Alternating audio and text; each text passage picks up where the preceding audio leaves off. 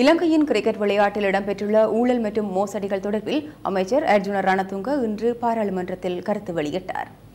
விசேஷයෙන්ම අයථා ලෙස විදේශ ගිණුමකට குறிப்பாக முறையற்ற விதத்தில் ஹாங்காங்கில் உள்ள வங்கி கணக்கொன்றிற்கு 1,87,900 ரூபாய் அனுப்பப்பட்டுள்ளது. 5.5 மில்லியன் டாலரை வேறு ஒரு வங்கி கணக்கிற்கு மாற்றுவதற்கான முயற்சி மேற்கொள்ளப்பட்டுள்ளது. இது தொடர்பில் கிரிக்கெட் கட்டுப்பாட்டு சபையின் நிதி பிரிவு பிரதானியான பிஎல் திசாநாயக்க என்பவர் கைது செய்யப்பட்டு பிணையில் விடுவிக்கப்பட்டுள்ளார். தொடர்புபட்ட அனைத்து ஆவணங்களும் இணைக்கப்பட்டுள்ளன. அனைத்தையும் ஹன்சாட்டில் பதிவிடுங்கள். இலங்கையின் ஆட்ட நிர்ணய விடயத்தில் குற்றவாளியாக காணப்பட்ட ரவீன் விக்ரமரத்ன என்பவர் என்று கிரிக்கெட் உப தலைவர்களில் ஒருவர் ஆவார். அவர் ஆட்ட நிர்ணயம் தொடர்பில் ஜனாதிபதி சட்டத்தரணி பாலித குமாரசிங்க குழுவினால் குற்றவாளியாக காணப்பட்டவர். அந்த அறிக்கை முழுமையாக என்னிடம் உள்ளது. அனைத்தையும் ஹன்சாட்டில் பதிவிடுங்கள். நான் பௌத்த தர்மத்தை பின்பற்றுபவன். விகாரை ஒன்றில் பல்கலைக்கழகம் அமைப்பதற்காக 25 மில்லியன் ரூபாய் வழங்கப்பட்டுள்ளது. தேரர் ஒருவருக்கு அதற்கான காசோலை வழங்கப்பட்டுள்ளது. அதனையும் ஹன்சாட்டில் பதிவிடுங்கள். அதே போன்று கிரிக்கெட் நிர்வாகத்தில் இருந்த திலங்க சுமதிபால தற்போதும் கிரிக்கெட் நிறுவனத்தில் சில பகுதிகளை வகிக்கின்றார். 2016 ஆண்டு 10-21 விளையாட்டுத்துறை சட்டத்திற்கு அமைய பந்தயம் செய்வது அல்லது அதனுடன் சார்ந்த தொழில் முயற்சிகளில் தொடர்புபட்டால் கிரிக்கெட் அல்ல விளையாட்டு நிர்வாகத்தின் எந்த ஒரு பதவிகளையும் வகிக்க முடியாது. என்னிடம் சாட்சியங்களுடன் ஆதாரங்கள் உள்ளன. UWJP சுதிபால என்பவர் ஜகத் சுமதிபால. இவர் சுமதிபாலவின் சகோதரர் ஆவார். ஸ்போர்ட்டிங் ஸ்டாருக்காக வரி செலுத்தும் ஒருவர். தேசிய வருமான வரி திணைக்களத்தினால் உறுதிப்படுத்தப்பட்டு வழங்கப்பட்ட ஆவணத்தை நான் சபையில் சமர்ப்பிக்கின்றேன். தேர்தல் ஒன்று நடத்தப்பட்டது. நானும் அதில் போட்டியிட்டேன். ஒருபோதும் கிரிக்கெட் தேர்தலுக்கு சென்று என்னால் வெற்றி பெற முடியாது. தேர்தல் கொள்கையற்ற சூது விளையாட்டுடன் தொடர்புடைய திருட்டுக்கு வழிவகுப்போருக்கே அங்கு வாக்களிக்கப்படுகின்றது.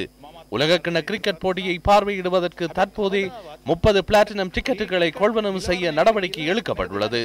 உலகக்கிண கிரிக்கெட் போட்டியை பார்வையிடுவதற்கு தற்போதே 30 பிளாட்டினம் டிக்கெட்டுகளை கொள்வனவு செய்ய நடவடிக்கை எடுக்கப்பட்டுள்ளது. இது பாரியளவான பணமாகும். இது பாரிய டிக்கெட் ஊழலாகும். ஆட்ட நிர்ணயம் தொடர்பில் ஆராய்வதற்கு நாட்டில் தனியான அலுவலகம் ஒன்றை ஸ்தாபிக்குமாறு தெரிவிக்கப்பட்டிருந்தது. இதுதான் நமக்கு கிடைத்த பாரிய வரப்பிரசாதமாகும். கிரிக்கெட் விளையாட்டில் பாரிய அளவில் வீழ்ச்சியடைந்துள்ள நாடாக எமது நாடு காணப்படுவதாக அந்த அலுவலகத்தினூடாக வெளிக்கொணரப்பட்டது. தயாசிரி ஜெயசேகர் அவருடைய பிங்கிரிய தொகுதியில் விளையாட்டு மைதானம் ஒன்றை அமைத்துள்ளார்.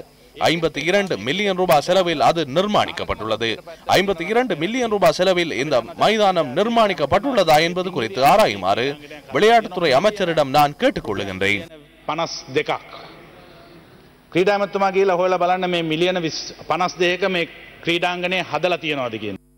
அமைச்சர் அர்ஜுன ரணதுங்க இவ்வாறு அனைத்து தகவல்களையும் உறுதிப்படுத்தி அதற்கான ஆவணங்களை சபையில் சமர்ப்பித்தார்.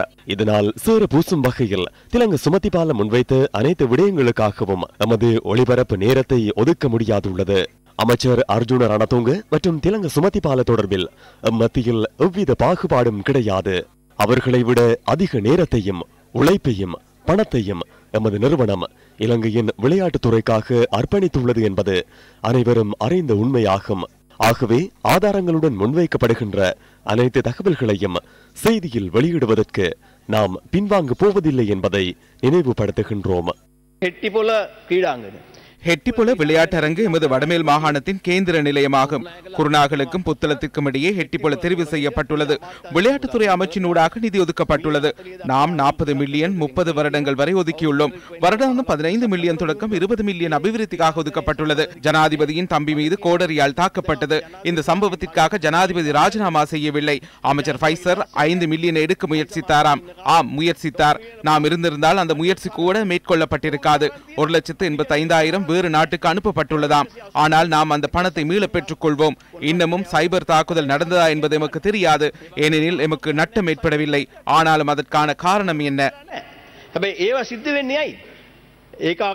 இலங்கை கிரிக்கெட் நிறுவனத்துக்கு கிடைக்க வேண்டிய பல மில்லியன் டாலர் பணத்தை பாங்காக் வங்கி கணக்கு ஊடாக வேறொரு நாட்டிற்கு அனுப்பி வைக்க முயற்சி தொடர்பில் நாம் தகவல்களை வெளிக்கொணர்ந்தோம். அப்போதைய விளையாட்டுத்துறை அமைச்சர் இது தொடர்பான முறைப்பாட்டை போலீஸ் நிலையத்திலேயே முன்வைப்பதற்கு தயங்கிய போது நாம் வெளியிட்ட தகவல்கள் மற்றும் ஏனைய விடயங்களை கருத்தில் கொண்டு இலங்கை கிரிக்கெட் நிறுவன அதிகாரிகள் போலீஸ் நிதிக்குற்ற பிரிவில் இது தொடர்பில் முறைப்பாடு செய்தனர். நாம் தொடர்ச்சியாக வெளியிட்ட செய்திகளின் விளைவாகவே அப்போதைய விளையாட்டுத்துறை அமைச்சர் ஃபைசர் முஸ்தபா மற்றும் அதிகாரிகள் குற்ற புலனாய்வு திணைக்களத்தில் முறைப்பாடு செய்தனர்.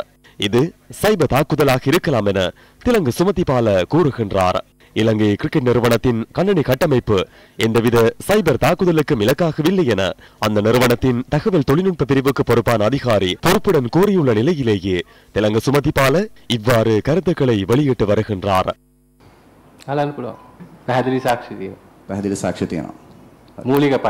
ஆரம்பகட்ட விசாரணையில் அதாவது எதிர்காலத்தில் இதனை விட ஆழமாக விசாரணை நடத்த வேண்டும். இதற்கு சைபர் கிரைம் பிரிவு உள்ளது. சிஐடியினரிடம் எம்மை விட வளங்கள் இருக்கின்றன. எமது கிரிக்கெட் நிறுவனத்திடம் ஐடி பிரிவு மாத்திரமே உள்ளது, சைபர் கிரைம் பிரிவு அல்ல. ஆகவேதான் நாம் இதனை உயர்மட்டத்திற்கு கொண்டு சென்றோம்.